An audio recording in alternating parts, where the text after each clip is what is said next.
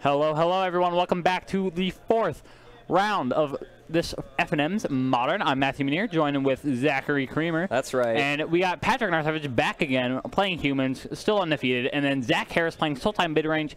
He's been playing around with this list a lot recently. He's been putting up pretty good numbers with it, too, so good for him. I love Sultai, personally my favorite tricolor combination. Yeah. I love to see this deck work. Yeah, this is a deck that's really going to benefit a lot from Assassin's Trophy. I was touching a little bit on that at the end of the last match.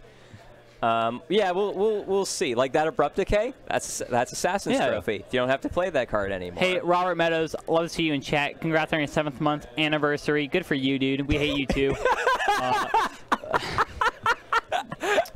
Hey, and Breaky, we're so glad you're actually able to catch our stream. Yeah. Ipoa, dude, we know Ipoa actually loves Robert, though. Ipoa's always here with our stream. Ipoa's the best, all right? Yeah, Breaky, that's such a nice thing to say. Yeah, like our YouTube videos, which I'll just let everyone know where to catch that at. YouTube.com/TopDeckProductionsStream. Yep, like all archives and everything. Everything is archived. The turnaround. This is the live, the real thing. The turnaround rate on the getting things from the live stream to the YouTube page has gotten a lot better.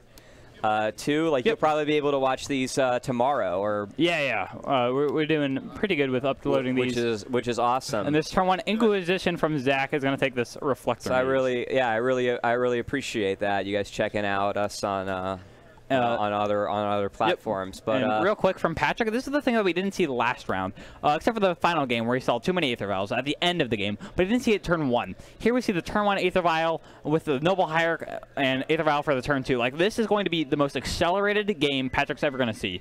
This is going to be crazy. He's ever going to play, and Zach Harris is going to have to do his best to keep up, and that's why he's taking his time to figure this around. I say all our big subscribers, you all are always here. I say, it has been a while. It hasn't been a POA, but yeah. Gear's been recently chilling with us a lot more. Man, he's really hitting the tank. Yeah. I mean, he's been pretty threatened here, right? Those Aether Vials are, that's a serious problem. That is so intimidating. One of them doesn't even have a counter on it. Yeah, no, I'm just kidding. I mean, it's okay. He's got a couple of options here. He's flush with 2 mana spells on his hand. Yeah, so all of his counter spells are useless. Does he play a threat? Does he hold up? Yeah. Does he hold up this Abrupt Decay? Maybe he takes care of one of these Aether Vials. I don't know. I think we take care of the Aether Vial on 1. I like that a lot. Or he's going for the threat. That's fine. You play a threat. Well, see, the other thing is, too, if we play this Goyf and then we Abrupt Decay it, now we get instant sorcery, land, creature, and artifact. Now we're cooking. Goyf becomes a 5/6 if we just race it on your turn. Just race him, whatever. Well, it's a little awkward, I think, just because he has Noble Hierarchs, and since he has 2 Aether Vials, I don't think he actually cares about the Noble Hierarchs. No. He doesn't care about So he gets 2 free chump blocks, and then here's a Thalia, which is going to slow down Zach a lot. That Shockland's not going to do him any good, but I do believe he can still pay the 2 life. And the fast line as well would normally come in untapped, but not anymore. Not so fast. Yeah, not so fast anymore. Yeah, that's great. Dude, Thalia is so good. Yeah, dude, we love Thalia here. Maelstrom Pulse, actually, let's get rid of it. I mean, he can't play Maelstrom Pulse right now. No, dude, Maelstrom Pulse sucks. That's another one. See, he would have 2 Assassin's trophies, man. Abrupt Decay right here. Get rid of the Thalia. I think Patrick's still thinking about responding here or something, but it's going to resolve. And then next turn, he can Maelstrom Pulse, get rid of the Aether Vials, I guess. I guess. But that's so bad. It is bad. Patrick can respond, put 2 creatures into play, and then all that was for nothing. I don't think he's even going to, I don't know. It's just, it doesn't seem worth it. And now Goyf's to 4/5 getting in there. Patrick's just taking it. He knows he's in a good spot here. He's down to 16. Wait, hey, Rob Meadows. How's that 1 mana cube coming along? Oh, you're doing a 1 mana cube, Robert? Yeah, so we were talking about some Friday, and then it started becoming into a more real thing. And it will be real soon, won't it? I think he was putting together a list. But knowing him, he probably forgot all about it. That's fine. The Lounge Cube? Multiplayer cube with hero cards from Terra. Interesting. All right, Patrick getting on the offensive here. That Lieutenant's going to pump up the Hierarchs. And it looks like he has 1 card left in hand. So actually, Patrick's not doing too hot. Again, 2 Noble Hierarch and 2 Aether Vials. Yeah, he's handless, 3 lands. Not great for Patrick here. Double Aether Vial normally would accelerate you a lot, but when you also so basically he lost 4 cards here to acceleration, which means that he had 0 threats. And the Maelstrom Pulse is going to go to the Hierarchs. Glyph's coming in. Patrick's going down to like 11. I mean, here. that's how you win with a 2-mana 4/5 is you play all the removal spells in the format. Yeah. Like, well, it's just awkward because Patrick's draws have been lands, Aether Vials, and Hierarchs, right? So it's strictly acceleration to play out more and more dudes. But when your entire hand is devoted to acceleration and you don't have any actual threats, you just lose. Zach has 3 lands in his hand. Yeah. He's going to put another one into play. Oh no, that's a Bitter Blossom. Oh, dude, this card is sweet. I played it in the sideboard for Affinity. That was during like Eldrazi Summer, like when Eldrazi Tron and Patrick suits it up. And Death Shadow were really big. So, dude, fun Bitter thing with that too. Bitter Blossom also pumps Glyph like twice. Because Tribal and Enchantment, not only that, it helps with Delirium. That's right. And I know that he was at least playing Grimflares and Emrakul the Promised End. I'm not sure if he changed his list. He doesn't play the Emrakul now. Oh, yeah. He's so not playing on. That was a lot more fun of a list. He's not playing that list. Yeah, I think he's going a lot more serious and more control-y. It's a bit more streamlined. I'm not a big fan of Grimflare. It takes a lot to actually get that card to do anything, and then it's just a 4/4. Yep. Who cares? And I think Zach here is definitely on the big concept of the green-black X deck. I will say Hand disruption, removal, etc. I will say, though, that Mishra's Bauble is a really good card. It's probably one of the best cards in Modern. It's really interesting. Like, if he was playing, like, a Death Shadow deck, like, you can look at the top, like, you use the Bauble, and you can look at the top card of your deck, and if you want that card immediately, you can cycle the Street Wraith for it. Like, just to get it right then. But if you don't want it, then you can shuffle it away with your fetch land, and then it's like a free op. That card is sweet. So for those who don't know, Robert Meadows says, Mishra's Bauble sucks. It'll get you DQ'd. Can confirm. That's if you forget to write it on your thing. He forgot to write it in on his deck list at some classic that he was going to top 8, but then he got disqualified because, you know, he forgot to write some cards down. Yeah. And ever since, he has people check his deck list now. And I don't think he's been disqualified yet again? Yeah, no, he has. He forgot to write. He registered 39 cards for a top 8 draft deck. Nice. Yeah. Yeah. Right, Robert? That's funny. It was like last season at Monster Games. There's a Dominaria sealed. His deck was sick though. His sealed deck. DQ'd means disqualified. His sealed deck was sick. It was awesome. It was an Abzan token deck. It was amazing.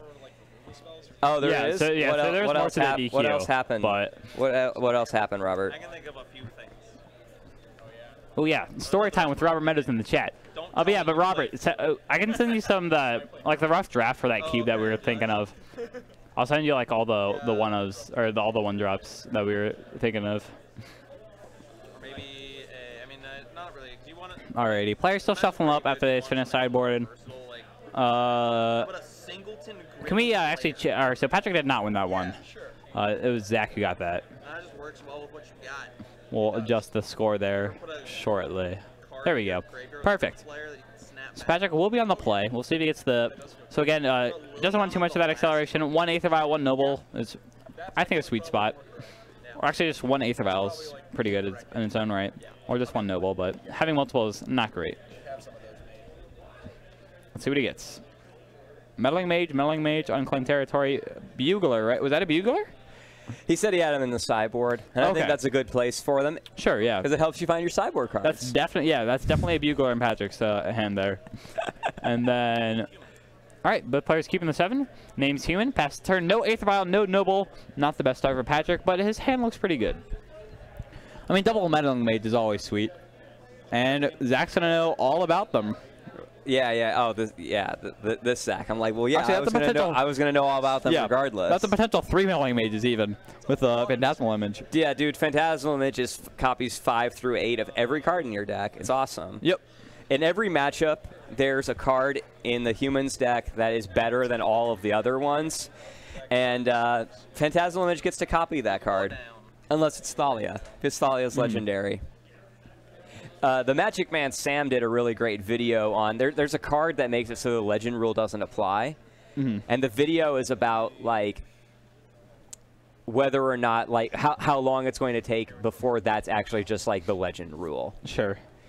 And it starts out at the beginning where you couldn't have more than 1 legend in your deck, total. Like, you could only have one of each. Like if you played a legendary creature, you could only have one copy of that card in your whole deck. Yep. And then it became a play set, but you could only have one in play at a time, and your opponent could only there could only be one on the battlefield, and it just has evolved over time to now where you can have like different planeswalkers of the same like type. Like you could have like as many Sorens out on the battlefield as you want. Where like it used to be like, if I had a Sorin, you couldn't play a Sorin, right? Yeah. So it was now, very different. Now they're treating them more like unique game pieces instead of, and that's why they're making different legends with the same. Like, can we get confirmation what this meddling mage named? That's why we're getting different. Like, there's 2 different Thalias and stuff. Yes. So it's just like on a long enough timeline, does that remain how it is, or does it become the rule? Like, does that become the rule? Like, you could have 2 Thalia Heretic Athars out at the same time if you wanted. It named It's Fatal interesting. Push. It's an interesting concept. We'll see what the next one names. Getting in for 2. Zach's on 15. This meddling mage could be a problem here. And since he took the bugler, here comes the second meddling mage. Yeah, it probably is. It's always a problem. When are you happy to see meddling mage? Patrick said he takes it out in one matchup. What matchup do you think he takes it out? The human mirror? Yes. Very good. Yeah. Oh, yeah, like ever since what did this one name? Sorry. A little hard to hear them. Tarmogoyf. Okay, oh, that's cool. perfect. Yeah, it's perfect. That's how Zach's going to win the game with his 4/5. That's what he plays all the removal for, is to win with it is to win with the game with the 4/5. And there's a Tarmogoyf in his hand, and it's not going anywhere. What land is that? Lumbering Falls with a Creeping Tar Pit and an Overgrown Tomb. Yeah. Lumbering Falls. Yeah, and actually that Creeping Tar Pit, since it came into play tapped, it means that the Glyph's going to come in. I think the Lumbering Falls would be better off as a hinterland harbor, but that's just me. Probably. I mean, I like as a one-of in a lot of decks just because it has hexproof and it's a 3/3, which is kind of nice. I guess that's fine. Like, whatever. I mean, yeah, but like... the way I see it, I think it's the better. I think it's the replacement for Raging Ravine. You're attacking with it. You're animating and attacking with it on an empty battlefield against an opponent who has a deck that has a lot of removal and not creatures. Sure.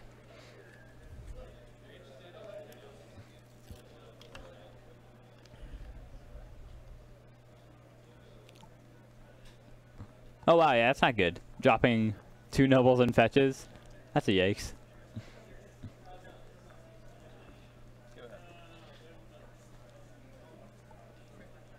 You never sat across Jessica with the Lumbering Falls. Yeah, I mean they can't answer it. Yeah, I like Lumbering Falls a lot. Wait, Robert, do you play it? How many do you play in your decks? Robert plays Team Pile all the time, right? I think 1 is fine. I think he probably does 2 or something, but 1 should be enough. Lumbering Falls. You don't need that many. Let's be real. But it is a great card. I do love it. Oh, here comes the Engineered Explosive. That's going to deal with literally everything on the board. Patrick sees it and might cry a little bit. We'll see. And it explores. Yep. And Patrick says, I can't name everything. Yep. And that's why we've seen decks like this diversify their removal. The decks that typically have like good matchups against humans are ones where they have like a diverse set of spot removal main deck or like a lot of different sweepers. Which is why you'll see like a list have like a Supreme Verdict and a Wrath of God. So we just call Lieutenant and come into an empty board and then a Phantasmal Image. That's not where you're Lieutenant. That's not where you're trying to be. But Zach still needs to win. Zach still needs to win the game. Sure, but Patrick's also empty-handed, so this is the prime time for Zach. Yeah. Not Primeval Titan, but you know, just the best opportunity here. And here's the Damnation. And, sure. All right, I'm pretty sure Zach wins this Did you hear Patrick? He's like, sure. Yep. Fine. Whatever. Yep. Like nothing you can do about that. Yeah, he's gonna play. Patrick's still playing it. He's gonna play still playing it. Yeah, he's playing a 1/1. Patrick's a good sport. He's still playing this one, but like. The odds of Patrick winning this are so low, especially since he has man lands, removal spells, hand disruption. Like Zach has it all since he, you know, like he's using 1 card. Yeah, he probably has like 4 cards in his hand. So like the Engineered Explosives answered 3 cards. Damnation answered 2 cards. That's what you're trying to do. With exactly. Yeah. Which is why he's so far ahead right now. And although it started off a little slow, he's so in this game. Yeah, man. All he had to do was rip that Engineered Explosives, then boom. You can't name everything, man. Yeah, you really can't. Yep. He tried.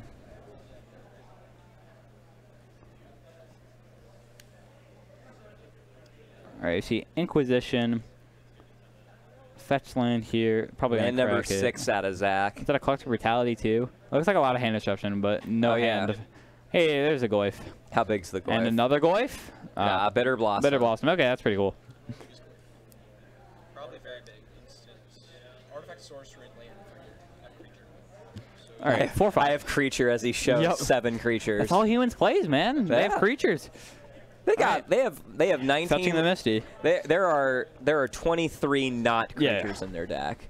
A lot of those are lands. And they have 19 lands, 4 Aether Vial, and the rest are creatures. Yep. And Zach's down to 12, it looks like. And here's that token from the Bitter Blossom. Nice token too. I like those tokens. Oh yeah, those tokens are great. Hey, those are the ones I use. Those are the original ones. Those are the ones I used when I had Bitter Blossom and the sideboard of my Affinity deck. Card is great.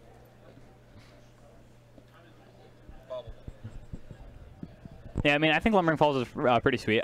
In general, just all man lands I like a lot. But I think there's definitely a limit on how many you want to play in your deck. I think 2 is actually what I would cap most at. 2 what? Just man lands in general in most decks. I know Jen plays like what, like even just straight up 4 Raging Ravines. They have but they have like 3 Raging Ravine. Yeah, they have. It's like a split. It's a split. Yeah, like you want. They started playing Treetop Village when Bloodbraid Elf got unbanned. I'm not really sure There's why. Thalia. Tagging for 2. Can we get an update on Patrick's life total? Go ahead. 11. All right, he's at Oh, no, sorry. 9. Zach's going down to 9 here. What is Patrick at? 13. And Patrick's at 13. Okay. Yeah, and Patrick says about to be a whole lot less. I mean, there's a Creeping Tarpite Goyf, 2 tokens here. Zach has a lot going for him right now. And in his hand, he has Inquisition and 1 other card that I'm not quite sure what it is, but maybe someone in chat got a good look on it. Do we know what he brought in from the sideboard? No, we can ask Patrick after the match, though. We do know he brought in a Militia Bugler. Zach, do you see any other sideboard cards besides that from Patrick? Okay. Right now, like, honestly, we've just seen a lot of lands. Militia, yeah, so like this is a really good matchup for Militia Bugler. This is the kind of matchup where you want Militia Bugler and Thalia, where they're both good. Like, Militia Bugler is what keeps you in the game. As far as like other sideboard cards, he probably, if he's playing it, he probably brought in, God, what is it?